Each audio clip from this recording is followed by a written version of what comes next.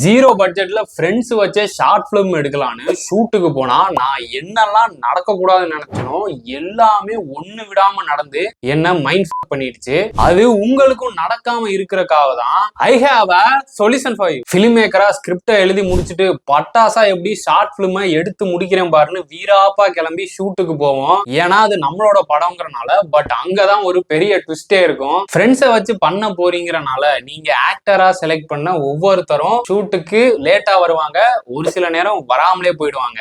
கால் பண்ணா கூட எடுக்க மாட்டானுங்க, அப்படியே பொங்குன்னு அடிக்கலாம் போல இருக்கும். இந்த சிச்சுவேஷன்ல நீங்க என்ன பண்ணணும்னா ஷூட்டுக்கு போய் எல்லாத்தையும் பாத்துக்கலாம் அப்படின்னு போறதை விட முன்னாடியே ப்ரீ பிளான்டா ஷார்ட் லிஸ்ட்ல இருந்து ஷெட்யூல் பண்ணிட்டு பக்காவா ஷூட்டுக்கு போறப்ப ஆக்டர்ஸ் வர கொஞ்சம் முன்ன பின்ன இருந்தாலுமே பிளானிங் பக்காவா இருக்குங்கிறனாலேயே நம்ம அதை எக்ஸிக்யூட் பண்ணி முடிச்சிடலாம். விட்ட டயத்தையுமே புடிச்சிடலாம். அடிச்சு விட்டதை பிடிக்கிறோம்டா.